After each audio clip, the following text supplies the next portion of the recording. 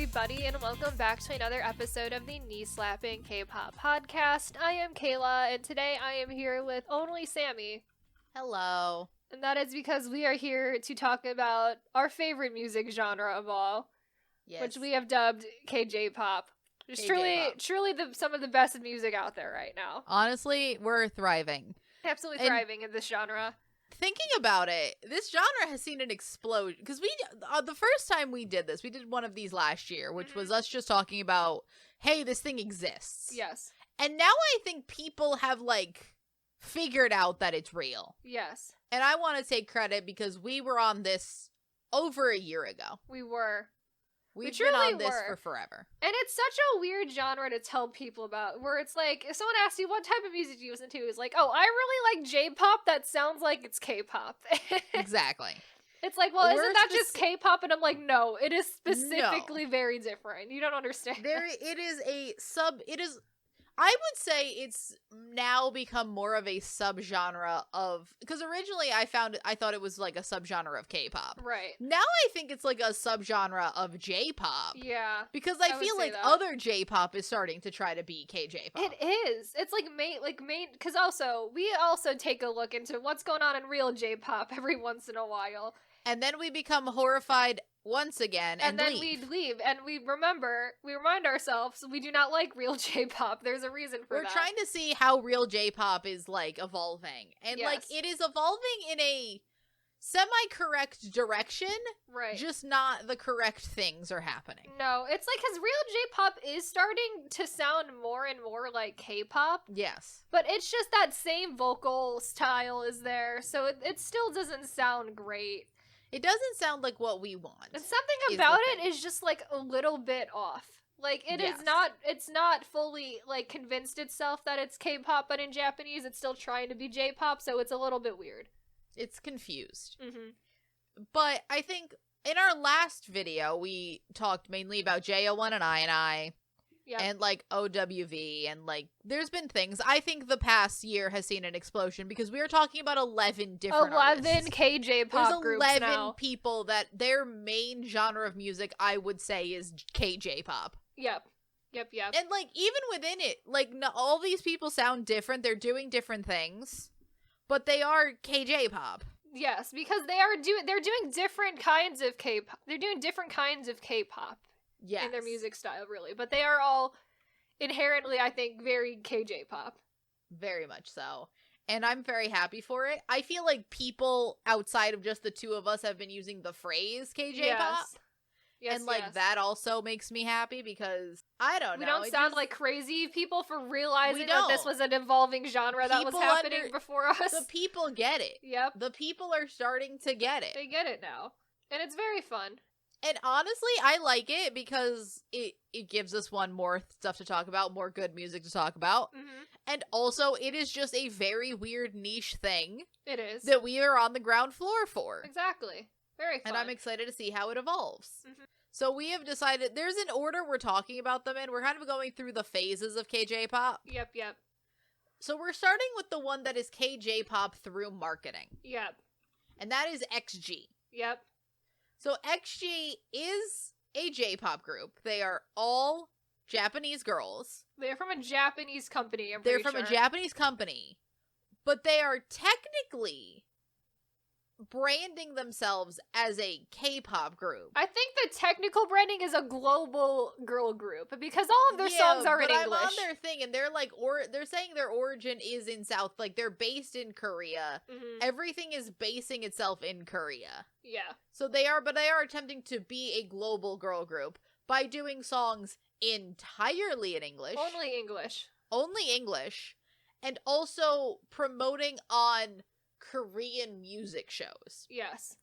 So essentially marketing themselves to both a Korean and also, I think almost more specifically, the international K-pop fan. It's very weird because I feel like they are marketing in Korea to be a K-pop group solely to get to the international K-pop fandom. Because I truly can see that, your average Korean is not going to be a big fan of this.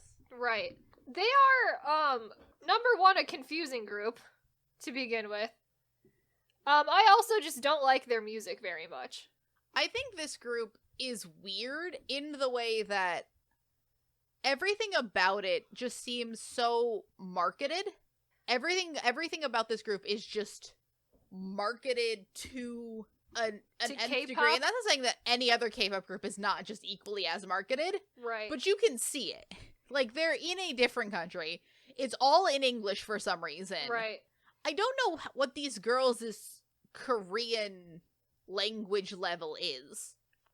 Yeah, that's honestly a I've good never question. heard them speak. Know. It's like, and it's like, yeah, like they perform on like the Korean music shows, but like JO1 also gets on those sometimes. It's like JO1 is very involved in the Mamas because their company has like the Mnet CJ&M connection, but it's like, it's also so weird to me how the K-pop fandom just like adopted them as a K-pop group immediately. I mean, what else are they though? Because like, what else can you call them? They are, but I think the only reason they got attention to begin with is because Hikaru from Kepler is in that company and is supposedly supposed to be joining that group when she's out of Kepler, and I think that's really what gave them the initial like popularity is because of her. I don't actually think she'll end up joining that group, to be honest. I don't think so, because that's like saying what's her name from IZ*ONE was going to end up in Everglow. Yeah, Yena. Yeah, Yena. Like, that was not, that never happened. Like, that never happened, yeah. But, like, looking at it, this is in a weird way, they're also making very different kind of K-pop. They're making Nugu girl group music. Is like noise Nugu girl group and music. But it's so hip-hop based. It's so hip-hop so rap based. It's just not the type of music I would listen to in any genre. Like, this is especially not the type of noise K-pop I would ever listen to, so I just don't like their music. Neither do I. Like, do I think they're untalented? No. It's not music I enjoy, but it does seem like the most specifically marketed. Yeah. Like, this is very much going for demographics. Like, if anything, like, that's props to their marketing team for doing that. Absolutely. So, as well as they're doing it, because especially coming from a company that didn't have, like, a ton of, like, really any type of, like, I don't know, clout or whatever in South Korea, to all of a sudden be like a big part of like the K-pop sphere in a way is like, that's good on them. Yeah. They did have that one rap cypher go viral for two of their rappers, and I think that's also the thing that people are very interested in, because there are not a lot of good like female rappers in K-pop. No. And this group has like several pretty good, like actually decent rappers.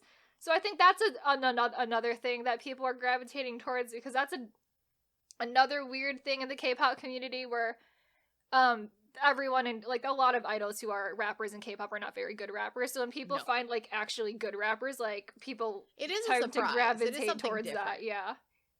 I don't think that anything about this. I think this group is actually being very well managed in that way. Like, they are getting attention, which is like the biggest hurdle for especially like I don't know if I would even call them Nugu. They're not Nugu. They're not. Like, because they're small, a group that could have been Nugu. They could have been really, really Nugu. Yeah. Because we've seen this type of thing happen before, where you're like you're attempting to be promoting in a country that is not your own. Mm-hmm. And I do think that, yeah, they have found their audience within the K-pop community. And, again, I'm very curious.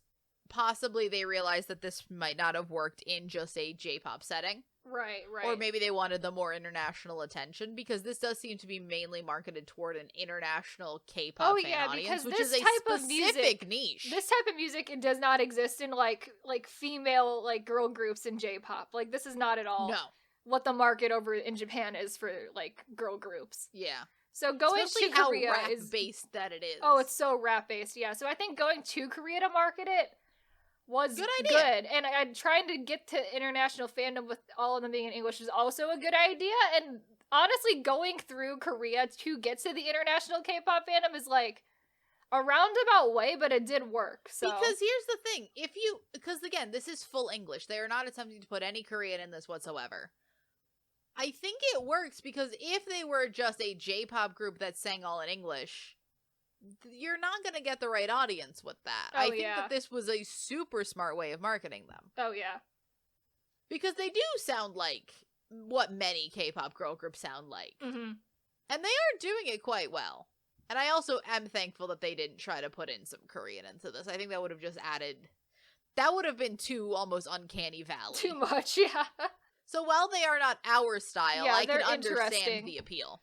It's like now, K-J-pop used to have, like, specific sounds, and now there is almost, like, subgenres of genres of K-J-pop, which are just the subgenres of K-pop, but in now K-J-pop, so. But now just being done by a Japanese group that also tries to appeal to the international audience. To an international, like, Korean/K-pop audience. It's like levels. There's so many levels to this genre now, it's wild. Yeah. And, like, we've listened to a bunch of XG. They don't have terribly many songs. I mean, they debuted last year. So, like, it's fine. But, from what I've heard, I understand the appeal. Mm-hmm. Is it an appeal to me? No. Not at all. Can I fully... get it. Is it... If you like this style of music... This is all for you, they're probably one of the better people doing this style of music, so I get it. Like, I get it for you. I know Maria likes them. She's much more into hip-hop. Maria specifically likes their cypher. Yeah, only the cypher. Not so much their group songs. Mm-hmm. Their group songs are a little bit weird. Like, they are a bit odd. They're a little bit odd. The cypher, I will say, is probably the best thing I've heard from them. Yeah. But it is just still a weird... They're just a weird group, generally. There's a lot going on in their songs, is the other thing. Yep. But that's like all noise music. There's just too much going on. There's too much happening, yeah. That's Alright, so next we move on to J-pop by association? J-pop by association. K-J-pop by association. We have Noah. Noah, we gave him favorite... Best Male Soloist of 2022. Hell yeah. Love that Best Male Soloist of 2022. He was at one point a YG trainee. Yep. Still has a lot of connections in the K-pop industry. Does often get K-pop artist features. Very good friends with AB6, I'm pretty sure. Yes. So they show up in, like, his posts and everything a lot, so that's always fun. He is making... I don't know how to describe Noah We've talked about Noah in the other K-J-pop episode where it's like, it's not even really K-pop. He's making, like, almost, like, Western, like, male Western soloist music, but it's not quite that either. No. It is just, because it's not what a K-pop soloist would be making. No. But it is kind of what, like, a K-pop indie soloist would be making. Right. He's more in that realm. It's more in that realm. I really like it. Did we compare him to Crush or something at We did some compare him to Crush yeah. at one point. Which is a wild comparison to me. We did. We compared him to Crush if Crush and Park Ji-hoon made a song together. Okay, that's right. That was our weird amalgamation of a person we made. Yeah, that's what we figured out. Mm-hmm. Is that is who that's what Noah's music is like. That's what Noah would be. It's the combination of Crush and Park Ji-hoon. If you can imagine what that is together, or just go listen to It makes Noah's perfect songs, sense if you listen to Noah. Yeah, it does. He did not do a lot of music last year. Mainly because he was in like a J-drama that was a fake J-pop group in the J-drama. Imagine Imitation, but J-pop. Let Me Be Your Knight, also, or one of Idol the Coup, but just a J-drama. Idol the Coup. Also, fun story, that drama is now on Netflix. I have not got a chance to watch it yet. It's on Netflix right now. It's called I Will Be Your Bloom. I kind of want to watch it. I do too. I think it would be fun. It'll be very fun. I think he plays a supporting role in that. He's just one right. Of the he's Idol just members. In that group. He's not like a lead or anything. But that's still very fun. I think it's fun. If it gives him a little more attention, absolutely, because he does seem, of all of these people, it's questionable how the popularity of all these groups is slightly more questionable. Uh-huh. With like 2 or 3 exceptions. Right. Noah probably the most indie-ish. Yeah. Because I cannot gauge the popularity of a Japanese male soloist in Japan. I'm not qualified to judge because he also, he doesn't have album sales you can go off of either, so no, because he doesn't really have albums. Yeah. He's got a lot of singles. There's a lot of singles. Also, I want to point out that fake K-pop group, that fake J-pop group he's in, was at KCON Japan, by the way. That's also a wild thing to think about. So technically, Noah has been at a K-Con. That's secondary, also K-pop relation as well. He was at a K-Con. That's the He's K-pop K-pop by association. Right. Exactly. But I always recommend Noah. It's just very fun. It's chill. He's very chill. Very chill. I really enjoy his music always. He's just very good. And it's like he's very different than like also a lot of the just J-pop soloists, because a lot of the J-pop soloists are making like anime openings type music. He's clearly not doing that. Not doing he's different than that area. Right. But I hope he does more. He is releasing an album, I think, early this year. I believe that's on that's on the docket for I think it's on his like YouTube banner right now. That's how I found out about it. So it's super. I mean, I'm excited. I like it. Yeah, I'm always excited for Noah. So yes. First album on the 22nd of February. Nice. So yay. Yay. Much like anything in J-pop, you gotta release like the first single. The teasers come out like 3 months ahead of time, and then a 3 months ahead of time, and then eventually start dropping. Yeah. I mean, they put out the like single for it, and I thought it was really good. It's called Just Feel It. That's what it is. Very fun. I always recommend Noah. Yes, always recommend Noah. It's a good like entry point. Yeah. I feel like Noah would be a good entry point for anybody just to do something like, here's K-J-pop. K-J-pop as a genre. For someone who's never heard of J-pop or K-pop. Yes, that's what I was going to say. He's a great entry point. He was probably be one of the first people I'd recommend to someone who is not into K-pop or J-pop. Like, if it was someone into K-pop, I'd give them different people, but Noah's a good entry point there's a different barrier of entry. Right, but, like, someone who's totally new, Noah's a perfect Absolutely, person. Yeah. Alrighty, so now we have two. We're gonna start talking about more groups than just one-offs. Yes. So the next two are KJ-pop by the next three are KJ-pop by Produce. Yep. Because they're all Produce branch groups, but they're from people that did not win. Yes, they were all on a Produce Japan season, but they did not win. But none of them have won. Yes. So we're first starting off with the one that debuted last year, which is Octopath. Yep. Which is under the... So this group is under the half Japanese... the half of JO1's company that is Japanese. That is Japanese. Yes. So the half of the company that they share with CJE&M, that like parent company has Octopath. Yes.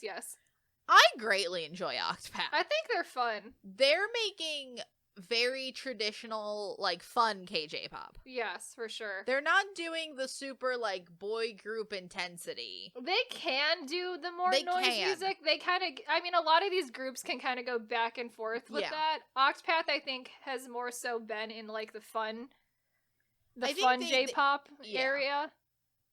I like it. I really like their song Perfect from last year. That song was very fun. Very fun. I think that, it's just, they're like a group that you can keep coming back to. They're making fun music. They're not they're not revolutionizing the genre, if you will. That's true. They're not doing anything significantly different from the other two groups in this category. No, that entire two groups are just sort of, I think, putting down a basis for this genre. Right. But I do like them. I do greatly like them. I think they're very fun. They put out a song like 3 weeks ago because J-pop groups just, I feel like, constantly have something happening. They definitely do. You can look up these groups and I find more stuff, but it's also because I don't have like news sources for KJ-pop. That's okay. So that is the big thing with KJ-pop is it is much harder to keep track of what is going on in KJ-pop than it is K-pop because there are not a lot of like international news sources. No one else is keeping track of this except for us. Especially of KJ-pop. Like J-pop you can get it probably, but not for KJ-pop at all. But the other problem is that none of these groups are particularly the most popular J-pop group. No, that's the other problem. So like even if you follow J-pop news, you're not going to get news about these The exception of like 3 groups we get towards the end, it's like we're not going to get anything on these people. Like we have to keep up with this on our own. And it's like you really just have to be like closely following each of these groups like separately. I mean, they all have individual. Look, if any of them, if you are if you find any of these groups and you enjoy them, just subscribe to their YouTube channel, because or else you're just never going to find anything else. Subscribe to their YouTube channel or their TikTok or Instagram, or find a social media that you like and then follow them, because that's the only way you're going to get their information is directly from them, because another news site is not going to tell you about it. No, you gotta put in effort, which again, thank God it's a growing subgenre, because truly you really gotta put in effort to keep up with a lot of effort. We do, because we love this subgenre. We're too in. This is our favorite subgenre. Like, it is our favorite subgenre. So they put out fun music. Another one that's from the same company is OWV. And so Octopath, all of those members were on Produce Japan Season 2. Octopath has members from Produce Japan Season 1, so they're older. Yep. They've been doing this for a while. WV also has that, like, I think the oldest contestant from old man contestant from Produce Japan Season 1. Yeah, he's not that old. He's not that old, but we called him old man. But the way they edited him made him look like an old man. In mentality, he just seemed like an old wise like mentor. Like everyone would keep going to him for advice, so he just seemed like he was knowledgeable and like a wise. Even though he was younger than some of the people that ended up in JO1, I believe. I thought he was like 27. I think he's on par with. I thought he was the same age. I thought he was older than Show, like by like maybe, a couple but they're years like or around the same age enough that it's not that significant. Right. But you know, they don't put out as much music as the other groups. They do not. But it's still a good. I enjoy them. I still like them. I think they're more in the noise than Octopath is, because they don't really go back and forth between being fun. No, they stay in the noise and then occasionally do a ballad. Yeah, that's where they are. It's like noise and it's ballad for OWV. Like their song from last year was called Time Jackers, if that says anything to you. About the concept of the songs they're doing. It's a song that could very well be done by NCT. Oh yeah. But I still like them a lot. They're fun. I still enjoy them a lot. I think they're very good. They're a very small group. There's only 4 of them. As opposed to Octopath, where there's more 8 of them. That, Because Octopath. Because Octopath. But what more can you say? They're very fun. Actually, no, there's only 7 members of Octopath. I think one of them might be out. Oh, that's unfortunate for them. Yeah, I think either one's out for some sort of health reason, or they've lost one.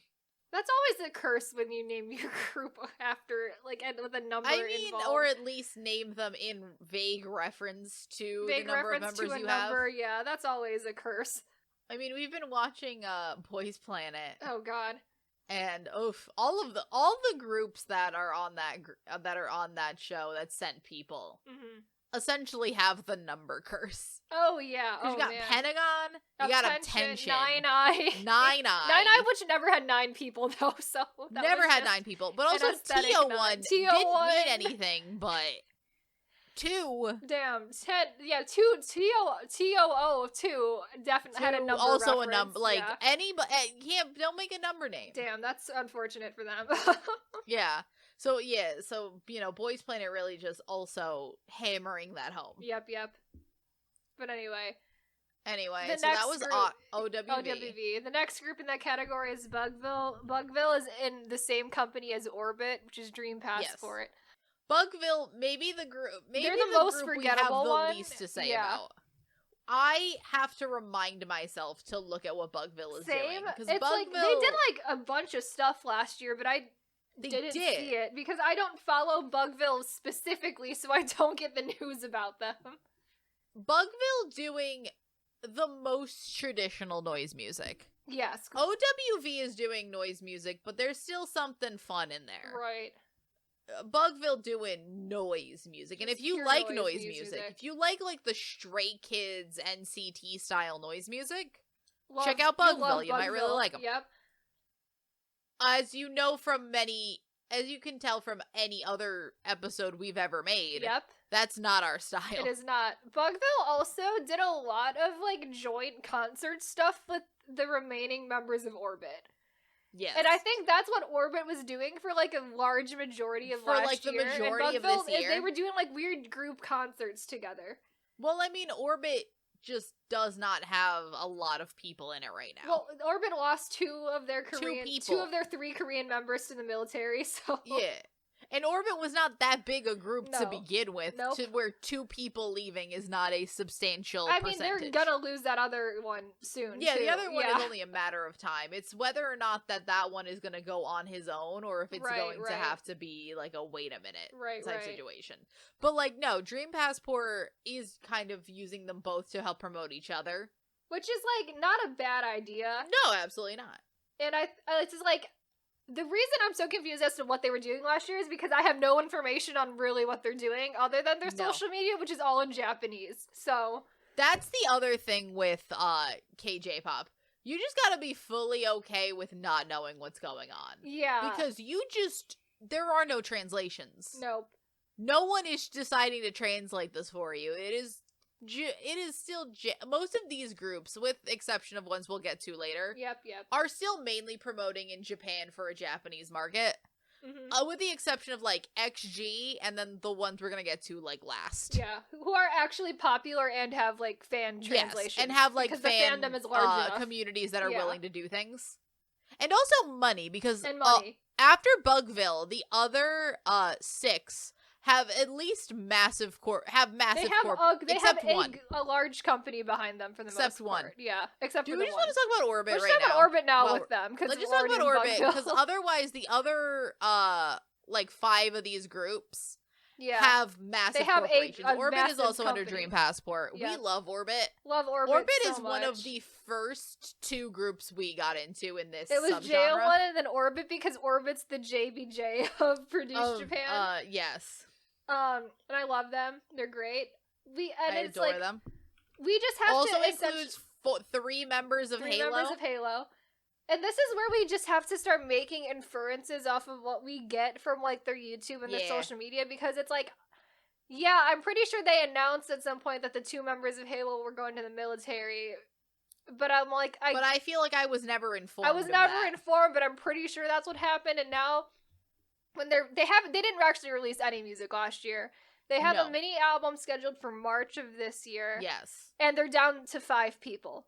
Which is the 4 Japanese member and 1 member of Halo. So yes, because there are, like, a bunch of people in this group that just I'm very happy for Halo that they ended up getting a resurgence in life. Yes. So good for Halo. Yes.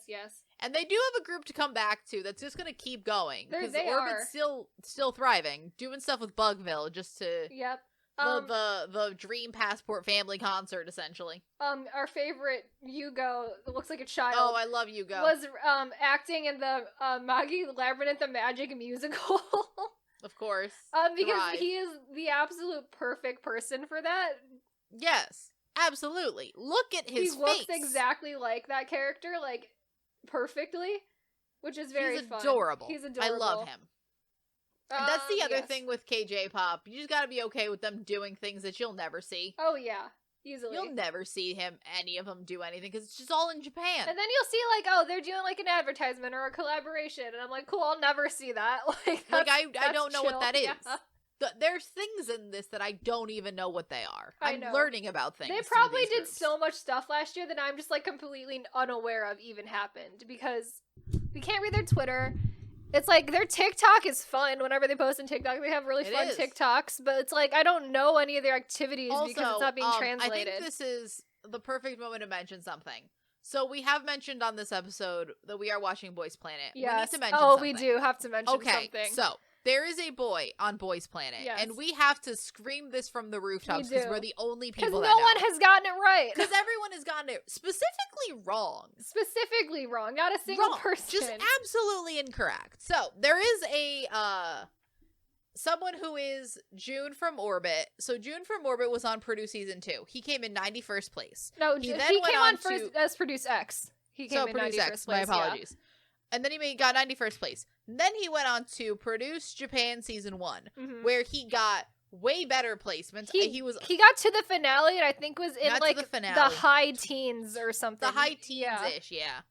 Or, like, low 20s. It was, like, making the finale, but not in the group is where he was at. And, like, not even, like, 14th, 15th. Right, no, it was a little bit further down than that. Yeah. But he did extremely well. Yes. And then he ends up in orbit. On Boys Planet 999, there is his brother. Yes. Okay, his brother is on the show. Everywhere I have ever seen is putting it out there that is his younger brother. It is his older brother. That is his older brother. How has no one gotten this right? That is his older brother. Because his older brother is 30 years old and is the oldest person on Boys Planet. It would be absolutely wild if that was his younger brother. Absolutely. Like, it's absolutely ridiculous. And if anyone is wondering who his older brother is, he is in the Shine performance and gets no screen time because we're also focused on Hui crying, but he is in the like school jacket in the Shine performance where Hui is crying. His name is Ichika. Yes. That is June's from Orbit's older brother. If you Ichika, because June was born in 1996. Yeah. He is our age. 26, 27 years old. 26, 27 years old. His older brother Ichika has been on Chwang 2021, if anyone remembers that show, and now is on Boys Planet. That is his older brother. He is 30 years old. Yep. We want to point that out. We need to let the people know because it was just so incorrect every single video, and I was just like, that's absolutely not it. Like, it was driving me insane. It's like it got one person got it right. It's like someone translated it wrong on his profile. Yeah. And then every single person who made a video just took it from the profile and it was wrong in every single video we watched. The other thing with it is that it is correct on, because I just went to Orbit's K profiles. It's right on June's K profiles. Right, but that his older brother was on Chwang 2021. It doesn't mention Boys Planet yet. It's probably not on his, like, Ichika's thing, correct. No, it isn't. It's wrong on Ichika's thing. But I'm just saying that is what happened. Also, he came in 20th place on Produce 101 Japan. Okay, that's pretty good. Better than 91st place by miles, so. Absolutely. But, like, looking at it, I'm just, like, why is it so difficult to... I was just like, why did so many places get it specifically so wrong? That's like, I know why they got it wrong, because it was in the source material, someone translated it wrong, but still. Yeah, someone translated it wrong. I'm on the Boys Planet profiles right now. I'm, like, looking for it. I think someone just took it out. Okay. It drove us so insane that I think we had to take, like, the couple minutes here to just try to... just tell the people. If someone can listen. If someone gets the correct information from this, Godspeed. Now it's on his wiki that his younger brother is from Produce Japan and Produce X. So now they got that. Now someone changed it. Yeah. But for forever, when people were making These Are the Boys Planet contestants, we watched multiple of these videos. Multiple videos and about all of them had it wrong. Yep. What the fuck? It's really upsetting. We saw it and it was not fun. I'm like, this is just wrong. We immediately knew it was wrong. It's so wrong. Yep. Immediately knew. We did not spend so much time in our lives watching so many seasons of Produce to have that be incorrect. I know. It was very upsetting. We have too much background information about all of these boys. We do. Which will be eventually come out in the Boys Planet episode that we will be doing. We will be doing an episode on Boys Planet after it airs, so... here's the thing. We know we said Boys Planet doesn't count as Produce, and I still maintain that in a way. Yes, but so also, many boys we know who have been on Produce are on this show. Like, if Kepler had a bunch of girls from Chwang 2020, maybe we would have watched that, but we didn't care. They did, but I mean, I know enough. Significantly less of them than I do the boys who are on, like, Chuang and the boys that were on. There were too many male seasons in 2021 is the other thing. That's true, because I think we were a couple years removed from it at that point with the girl seasons, yeah. Yeah, no, the fact that there was three all-male seasons in 2021 and we watched all of them and all of those boys are from those seasons. I know. I'm like, holy shit. Wild You're shit. here. Everyone's here. Cool. Everyone just went to Korea. Because they can't go to China anymore, so here we are in Korea. They all came from China, too. Yep. So that is our mini Boys Planet rant. Yes. Support Orbit. They're great. Support Orbit. Love them. They're so fun. They're so Support all these groups, because they need it. Truly. All right, so now we go into the ones that are actually, have K-Jpop by, you are actually K-pop, but actually in Japanese. K-pop, yeah. Just K-pop, Something but in about Japanese. all of these groups is inherently just like, this is a K-pop group. This is a K-pop group. Yeah. And mostly it's because of their company. Yes. So we're going to start with kind of the oldest K-J-pop group. Yeah, that's true. So NiziU, which is under JYP Entertainment, and is just the J-pop group that is in JYP, period. Yep. So they're doing essentially cute girl group music, but in Japanese. Yep. And what I will give it is less irritating than an actual J-pop girl group because they sing less in the they don't have the J-pop style. as much of the J-pop vocal problem. It's still there a little bit, but not as bad. No, it's adapt. It's kind of like what a cute girl group in Korea would do. Yeah. If they were doing a Japanese single. They just sound like Japanese singles from K-pop girl groups. Yep. Which are never as good as their Korean singles. Absolutely but not, they do have the sound of like I can hear the K-pop in there somewhere. Yep. Definitely. We have put them on some of our worst songs of the year lists. We have multiple times. But that is not because of the J-pop of it all. No. That's just because if those songs were in Korean, they would be also bad. be on We just think their music would also is be not bad. good. We treat all these groups equally. All these groups have the ability to do good and shit. Some of these groups have ended up on our best of the year list. Yep. They have. Okay. NiziU, really not the music I want out of girl groups. NiziU is for some people, not for us. Yes. Similar to XG. Yes, very similar to Bugville. Completely opposite ends of the music spectrum, but neither of those are what the two of us want in K-pop. We like somewhere in the middle. Yeah. Which is actually what the next group does. Yeah, but they're just doing stuff, I guess. Like, they're just being a JYP group in Japan. Like, I think, again, all of the rest of these are decently enough popular, I think. Partially also because that they are, like, directly linked to a K-pop company, so and minimally... NiziU, them being linked to JYP is, like, huge, so... Especially considering the fact that, like, we're looking at these groups... Minimally, K-pop fans know of these groups. Yeah. Do they enjoy them? Do they listen to them? That's an entirely different story. But they know they exist. But they have name recognition. Yes. NiziU, I think the most name recognition for sure. But also I think that's just because NiziU's been doing this They've been around the longest, and also they're from JYP, so I mean, that's a given. I mean, it's interesting because I realized that NiziU debuts in 2020. Oh, which is roughly the same time as JO1. Yeah, that's the same year. But also, the fact that this genre began the year no one could leave, and like obviously these have been planned for years, right? And but like, and also like Produce Japan was airing in 2019. In 2019, before all of that, yeah. But I do often think of like, what would this genre be if we could have? I truly think most of these groups would have Korean language debuts. Yeah. By this point, if they had been allowed to leave Japan, I'm still waiting on the JO1 Korean debut. I demand it at some point in my life. But like looking at it, I'm like, NiziU.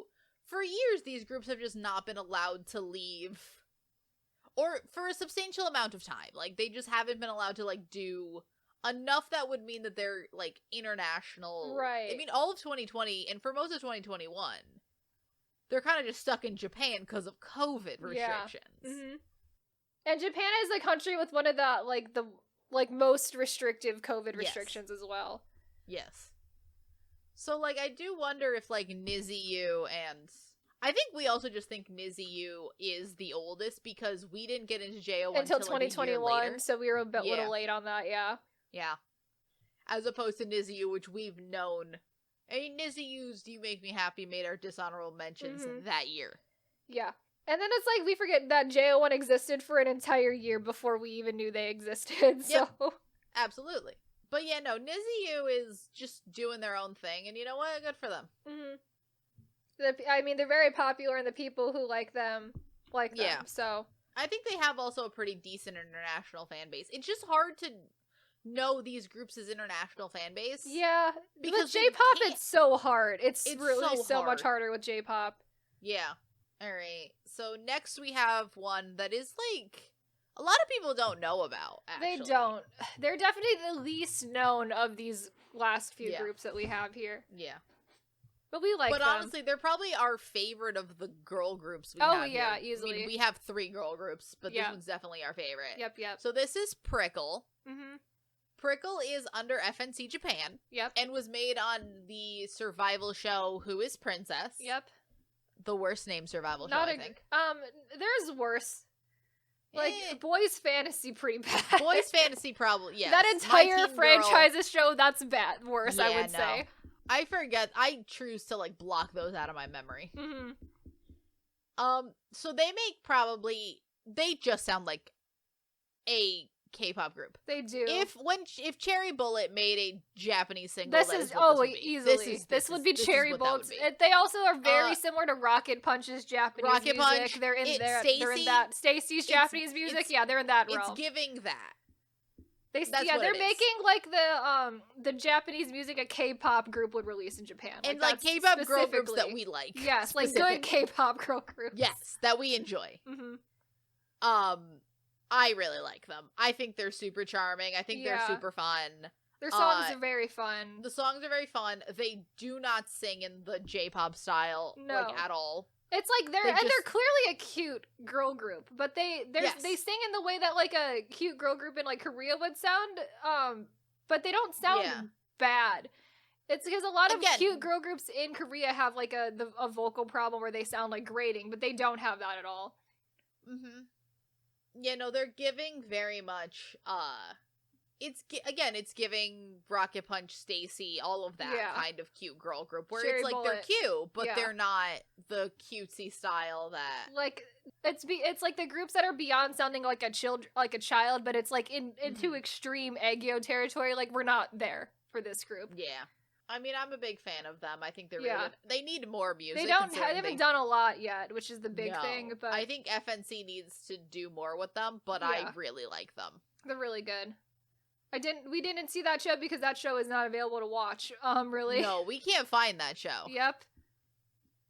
But also, watching that show, there's a lot of 13-year-olds on that show. Yeah, that's the other thing, is they are very young. How old are, like, the actual girls in the group? Because I know there was a lot of 13-year-olds on that On the show, yeah. I don't know who actually made it into the group. How old is someone from 2007 now? Oh, God. The youngest one is 2008. 14, 15. So pretty young. They're pretty young. Yeah. But that's also, they're all about, But that's, like, not any teens. younger than K-pop is now, so... But everything about them is age appropriate. Mm-hmm. They don't have much really yet, like we've said. But I like them a lot. I want more from them. I want them to do more, but I enjoy what they have so far. Yeah. All right. So now we have like now we're on to like the 3 big ones. Yeah. The 3 ones that are like, if you're talking K-J-pop, you're talking the 3. Yep.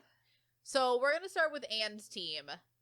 So And Team is the big hit J-pop group formed on And Audition with 4 members from Island that lost. Yep. But we're guaranteed to be in this group, so... That we're guaranteed this group, so good for them. Good for them. I watched that show. I loved that show. I thought that show was super well done. I didn't watch the show, but from formatting-wise, what you've told me, it seems like one of the best formatted survival shows, so that's great. I like the idea of just... It's not a competition show against each other. Right. Until the last episode. And I'm like, that sounds perfect to me. Yeah. I like that. Yes. The only good wolf song ever made in K-pop. Oh, easily. Is, their debut song, Under the Skin. It was so wild that they were able to make a wolf song that was very good, because that at no immediately point, puts them in our good graces. Because at no point do they talk about explicitly being a wolf. And I'm like, that's great. But... Is there wolf theming? Absolutely, yes. But I don't have to think about it when I listen to the song every time, and it doesn't sound stupid, so love it. It's great. It's a great song. Is the theme of this song turning into a werewolf? Yes. Yes. But it's a metaphorical we're not howling like a wolf anywhere in the song. No, thank God. I really like this group. I think they're really fun. Yeah. I think that they are... I'm interested to see the long-term things going on with this group because it is Big Hit's first J-pop group. Mm-hmm. But, you know, firsts for Big Hit are kind of a common thing recently. Oh, yeah. Considering everything has been a first. Yep, everything in 2022 was a first. But I like them. I think they're very talented. I like the music that they're putting out there. Yeah, their first. They're probably musically, and only they're song probably was great. Musically, they are up there with JO1 as like. I mean, I love Big Hit's production, so I know I'm just gonna love everything that they put out. So I would put them up there with JO1 as like. Yeah.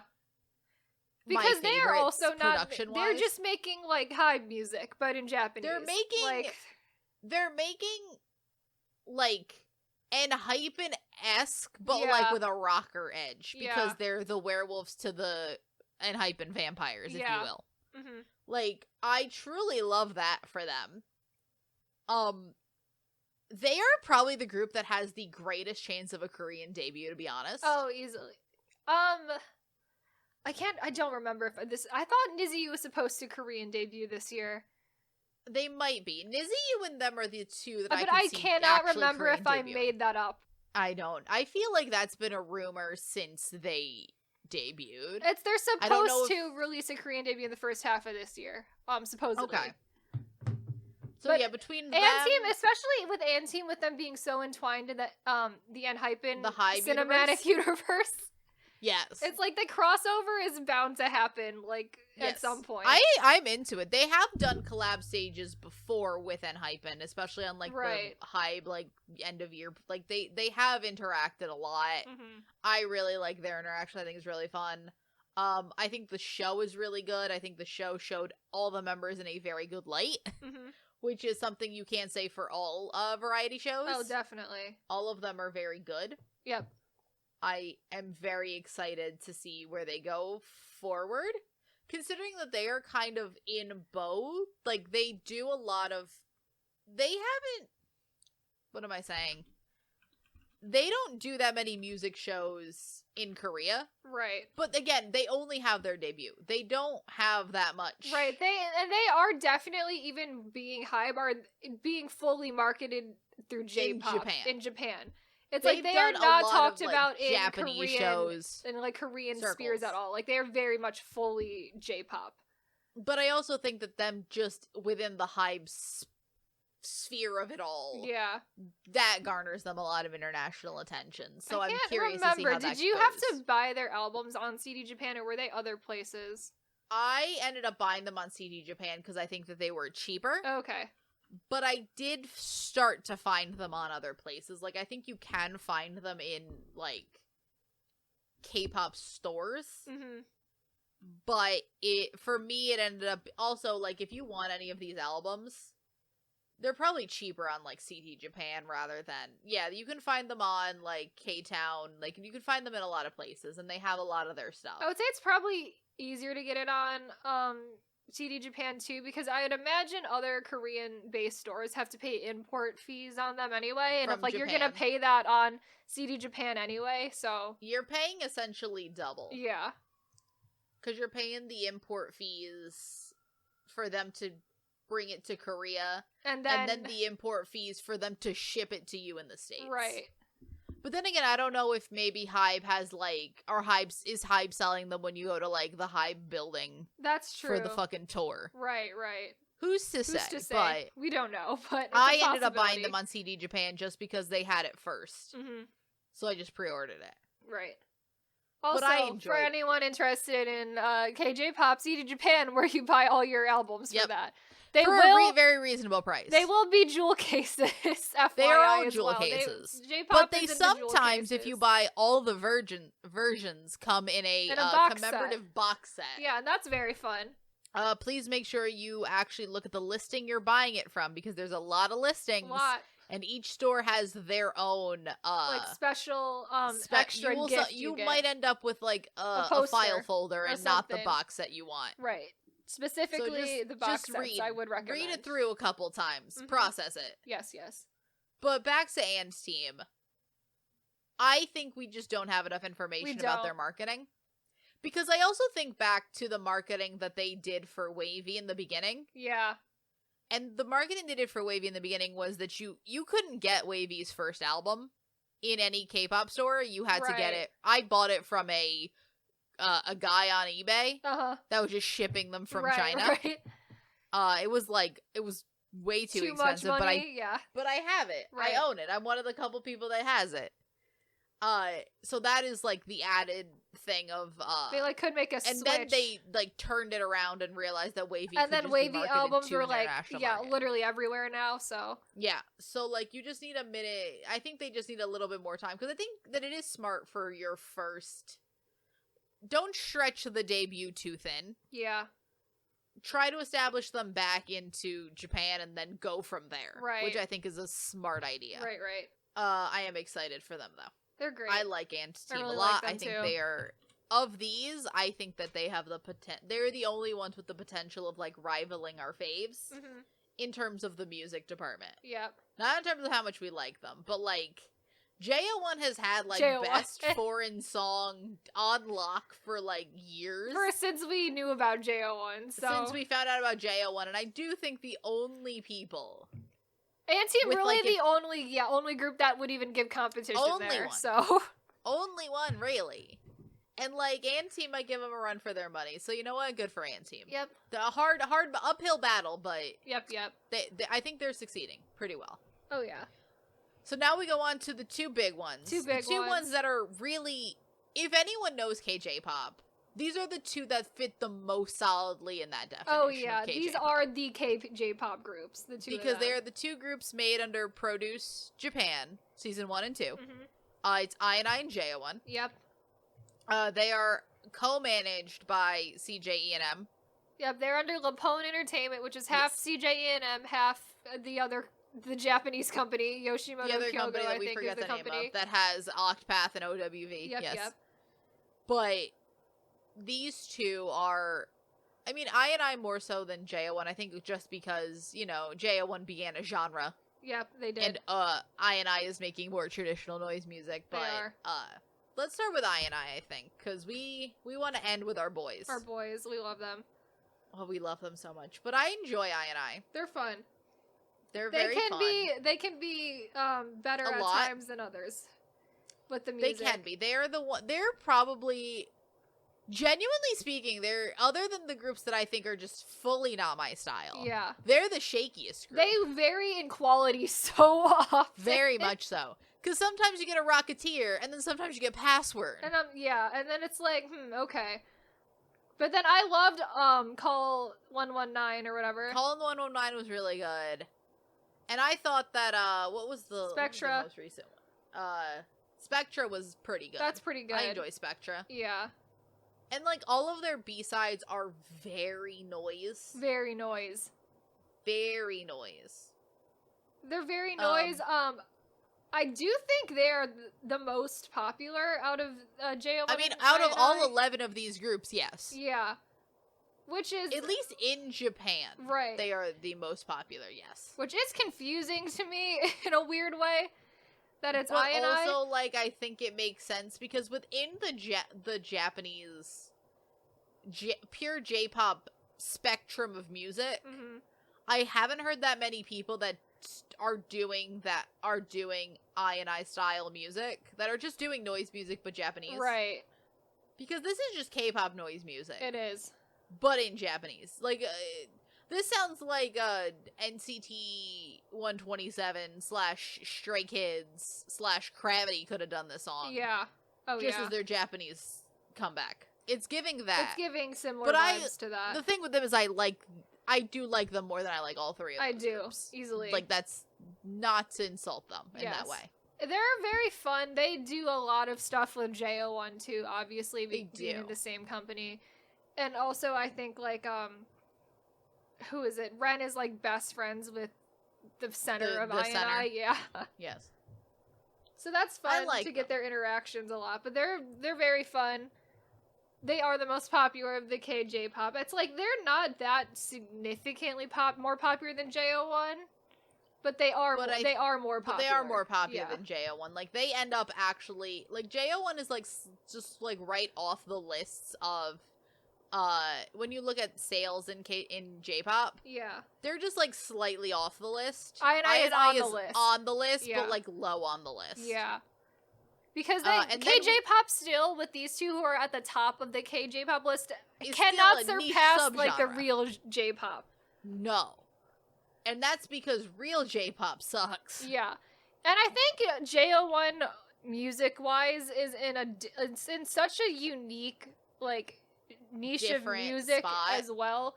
Just given that a lot of their stuff sounds like second, third gen K-pop, which is what we love and is why we love them so much. And is why they are like our favorite boys. Right. But I&I is definitely more fourth, fifth gen K-pop, which is why they're doing more popular, music. I think, yeah. JO1 is doing like a throwback. Yes. It's weird to call second gen a throwback, but here we are. But we're in fourth gen right now. We are. So now we move on to our boys. Our boys, JO1. Love them so much. The best K-J-pop the best group. boys. The best J-pop group. Easily. One of the best K-pop groups. Honestly, like they're Up like there. the top of my list of groups now, honestly, is I love them so much. I adore everything about them as people. Yes. I feel them gearing for a Korean debut. I need it so bad. Or I have wishful thinking problems. I really need them to do a Korean debut. It's like they had a full-ass variety show on Mnet. You're telling me they're not getting ready for a Korean debut? Sky speaks full Korean, and I don't know why he does that if they're not planning a Korean debut. And they've done, like, radio shows in Korea. They've done all of the K-Cons, the Mamas. They've done... Sky has covered has covered their songs in Korean. In Korean? Yeah. We have to be getting ready for something. I need it to happen, really. I mean, we shower JO1 with praise every year. They won, like, Best Mini Album last year at our awards. Mm-hmm. They win, like, Best Foreign Song every year. They won Artist of the Year in 2021, so... They do. Like, I would do anything to see them live. Anything. I need that so desperately, like a JO1 World Tour. Like, I need that. I know. I need that before I die. Like, absolutely love them so much. Like, I would go wherever I needed to go for it. A fun extra thing is, who is it? Kygo and... Yes. Sky? Was it Kygo and Sky? Kygo and Sky. We're on this Netflix show called Run for the Money. Also starring Minho of Shiny. Minho of Shiny was on there for some reason. But it's a Japanese variety show where essentially all these celebrities go on and they have to run from these people who are chasing them, and if they get caught, they were out. But then if you survive to the end, you win a bunch of money. So, very fun to see them on that. Highly recommend. They're having a great time. They both survive like pretty far into the show. Yeah. So you don't start seeing them till the end, but yeah, they are not like. It takes a little bit to get their focus because they don't need to have the focus right at the beginning. Right. I mean, everything about JO1 just brings me an immense amount of joy. I know. Their music is so good. We have said that they do focus mainly on that second gen sound. Mm-hmm. Not to say they don't just do noise music. Because Super Cali is pretty weird. Noise music, and that's unfortunately their most popular song. I mean, thrive with Super Cali. Mm-hmm. That song should be way worse. It should be way worse for being how stupid of a song that is. Considering it's called Super Cali. Yep, and then the chorus is just them repeating the word supercalifragilisticexpialidocious like multiple times. So, which only Sky, because Sky's the only person who can pronounce that. You know, Mary Poppins really had an influence on and it doesn't even make any sense in the lyrics why that's in the lyrics or why that's the song, but no, it's a gimmick, I guess. Again, I would just absolutely adore to see JO1 in concert. Absolutely. I would adore to see JO1 in any way. Mm-hmm. Like, I have never felt the need to go to any kind of, like, fan meet /fan, like, any of those high-touch events. But for JO1, I would do it, absolutely. For JO1, absolutely. I would spend so much money on JO1 so much money at that concert. The amount of merch I would buy. Right? And it's like, just because I know I would never get it. I already have their light stick, and so I'm already ready. Too. We're ready to go. We're ready. Oh, man. I really do think that both debuting in Korea and also going on a world tour are not like impossible asks for them. They aren't at all. Like they're both very well in the realm of possibility, which makes it even more like just sad for us to sit around and wait for it because it's not impossible. It's like they're both very well could be happening, but it's just like I just gotta sit here and wait around. Yeah. Both of those things could happen. Like, I'm not saying we need an arena tour. Right. Just give me a small little tour. Even if they only came to, like, LA and New York in America, and I'm like, that's good enough. I would go. Say either. Hell yeah. It'd be amazing. I know. Oh, There's gotta be enough of a There definitely has to be. There would be. I mean, there's K-pop groups less popular than them that do, like, US tours. Like, they definitely have enough people for a tour, so... Absolutely. Also, they have the CJE&M backing. They do have the CJE&M backing. So it's not like they don't have any money. Their company has a hell of money. Yeah, give me this tour, please. Mm-hmm. Please. We're literally making these episodes to, like, attempt to raise the popularity of groups that we like. As an appeal to everyone else. He's like, you need to get into this group so they can go on a tour. Isn't that what fucking, like, anyone that does any kind of K-pop Nugu promotion does? Honestly, though, it's like, please. Except instead of that, we're out here for, K-J-pop. Everyone should be really into K-J-pop.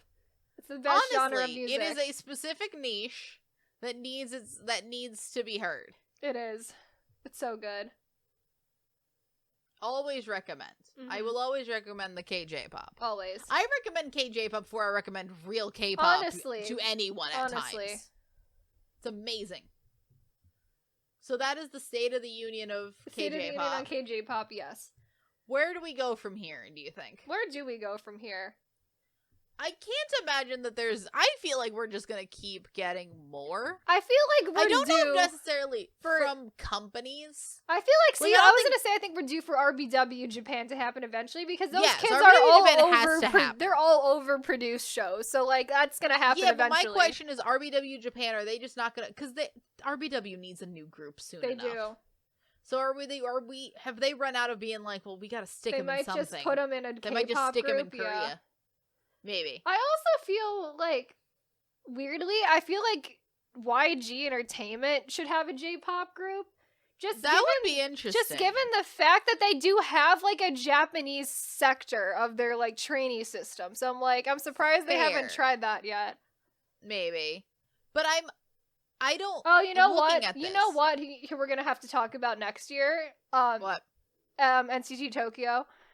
Because that's supposed to happen this year. Hasn't NCT Tokyo been meaning to happen for like 5 years? Yeah, but if NCT that happens, Hollywood was supposed to happen like 3 years ago. I'm gonna hope they forgot about that, to be honest. I'm gonna hope they got such bad reception to it that they forgot about it and are not gonna do it. Remember the fact that by this point we were supposed to have NCT Tokyo, NCT Vietnam, NCT Hollywood, and I think NCT something else? Mm-hmm. There was a rumor of like NCT Thailand. But, like, remember how we were supposed to have, like, 5 NCT subunits and we're still down to the same 4? Same 4 we've had for years now. The same 4 we've always had? Since, like, 2019. Like I said, I don't believe... NCT is somehow becoming the new YG, where I don't believe a word they say until it actually happens. SM just released, they're like, here's our plans for the year, and I'm just like, I think, like, maybe 2 of those things will happen. Exactly. All of their plans. It's absolute nonsense. I don't believe anything NCT's gonna do, because I truly do hope that we forgot about NCT Hollywood. I truly hope that they scrapped that, because I don't think anyone wanted that group. Like, but truly. Like, also, I don't... Like, while I would love for them to admit that they're wrong, I feel like if anybody asks them to admit they're wrong, they're gonna double down and actually make it. I know. So, like, just everyone forget about it. We just gotta forget about it and hope for the best that never happens. Exactly. That's what we just gotta pray that they forgot about it and then move on. But I'm gonna be so upset if we have to talk about NCT Tokyo in this genre. I will be so upset if they become a part of this. I will genuinely be hate it so much. Oh my god. Ugh. I will be so pissed if they besmirch the list. I know. And become this. I know. But also, like, why the fuck would they do NCT Tokyo when it's gonna be just the same people that are in 127? Essentially. They gotta do something with Shotaro and Sungchan because they've just been chilling in the ether for forever. I want less NCT in my life. I do too, but I feel bad that the 2 of them are just sitting around doing nothing. I specifically feel bad for Sungchan. Sungchan specifically. He's probably going to end up at NCT Tokyo, and that's sad for him. To be honest with you, I always say that Taeil is the member of NCT that I feel the worst for. And to be honest, it's actually Sungchan, to be honest. Because, like, think about it. Taeil at least got 127 things to do, whether he looks happy or not. Going for him? Not a lot. Isn't Sungchan the MC of something? He was, but I don't know if he is anymore. He was at one point the MC of something. But that was all he had going for him for a while. I don't remember. It's one of those music shows. But, yeah. I don't want NCT to come and besmirch this list. Looking at it, I feel like anything... Because we're not due for another produce until next year, I think. Probably. Especially with Boys Planet being on and all of the... That's when it would be if we got another one, I think. Yeah, because I feel like they would need to start doing prep for it this year and then air it next year. Mm-hmm. That seems like how NCT would do... Produce would do it, but God only knows if they're going to maybe try to do a female season. I don't know. I can't imagine that would go well, to be honest. That's too difficult. Given the culture of girl groups in Japan, I don't know what to think about that. So I think this might be a low-key year, at least for debuts in K-Jpop. Right. Because nothing seems to be on the horizon. Like, Team's already here. Yeah. No company has been other than SM's lying. SM's questionable NCT Tokyo. That's all we really have. That's all we got. That's all we have on the horizon. Yeah. And I hope it doesn't happen. I know. Now here's the other thing. Do we think that any of this has had any effect on K-pop Japanese releases? That's how I'm gonna phrase it. I don't know. Truly, I feel like we're getting less of them. Yeah, that's true. I feel like releasing music in Japan is just, I think now, especially because of the global markets opened up so much. Right. I don't think it's as necessary for success to debut in Japan as it was in the past. Because, like, I'm trying to think, because last year we had, like, some good releases from, like, Rocket Punch. Mm-hmm. I know Stacey debuted in Japan. But I don't really see that many groups doing, like, Japanese singles very often, other than Twice, but Twice has to maintain. Twice does like 5 releases every year, and 2 of them are in Japanese. Right. And it's like, I feel like it's almost like groups can now pick, you can do like Japan, or we can go like with an English song too. It's like, I feel like that's almost equally as like profitable in some ways. Yeah, I feel it. And like the thing with this, I feel like if they do a Japanese release, it's like a digital single. Right. It's not like a full album or anything. It's not like the full album where they have to go to Japan, I feel like they used to like fly them to, I mean, they stuck Newest in Japan for years. They just left them there. They forgot about them. That's a problem of the like, past, that doesn't happen. Yeah, they just sort of, they'll release the song, but I don't know if they do as much promotion for it. Right, it's like the groups who have always, like, the older groups who have done Japanese music and, like, sort of have established fan base there are still doing that. Like, I know 17 still does it, like, TXT and stuff, but it's like, that's different than, like, new groups debuting in Japan, because I don't think that's happening as much anymore. And I do think that is also partially because of one, I can only imagine that the J-pop market's getting a bit oversaturated as well. Oh, yeah. Easily. The same way that the K-pop market's been doing that. I do think that, like the Johnnies and then the Exile companies still probably do have a hold over J-pop as, like, in the boy group realm. Yes. I mean, Lapone is still coming for them because they are, like, I&I and JO1. I&I is making some of the top selling lists, and JO1 is close, so it's like, it's starting to not be as much that, but I feel like it's gonna take, like, a long time to get there. The only thing that's, like, going up against Johnny's, because you look at the top selling and you're like looking at these boy groups and you like start looking into them and they come from 2 companies. There's only 2 companies exist, yeah. Only 2 companies exist in the boy group market, and the only thing that's like kind of chipping away at it a little bit is CJE&M. Is Lapone, yeah. Is Lapone, which is CJE&M. Mm-hmm. Like one of a massive conglomerate of like fuck, you could burn money at this point and they'd be fine. Yeah. They could throw money at anything, and it requires CJE&M to even try to, like, chip away at it a little bit. Right. It's wild. Yep.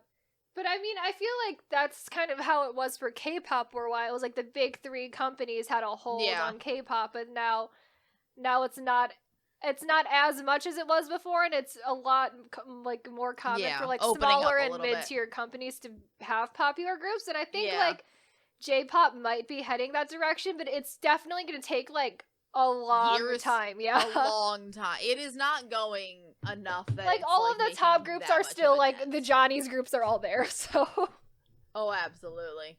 I'm interested to see what our State of the Union next year looks like. I think we need to keep doing this. We definitely do. We need to keep the people informed of the subgenre that we specifically care about. That we specifically know too much about, really.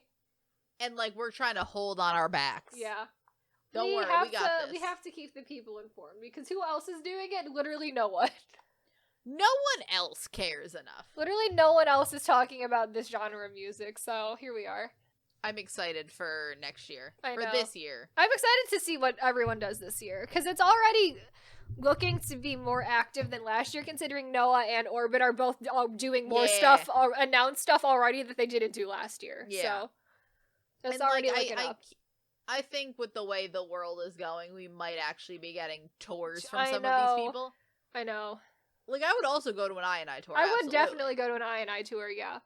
But, like, would I want the JO1 tour more? Absolutely. And if, like, we got a joint I&I JO1 tour, perfectly fine with that.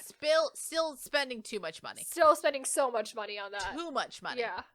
Oh, yeah. Paychecks. Full paychecks, maybe.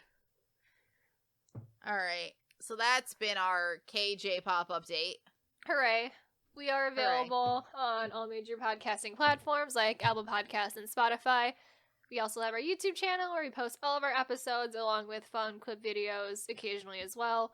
Me and Sammy will be having top 50 songs of like every past year in K-pop going back through until like 2009. So if you want to see those, subscribe to our YouTube channel to see them every month. And with that, we will see you in the next episode. Bye. Bye.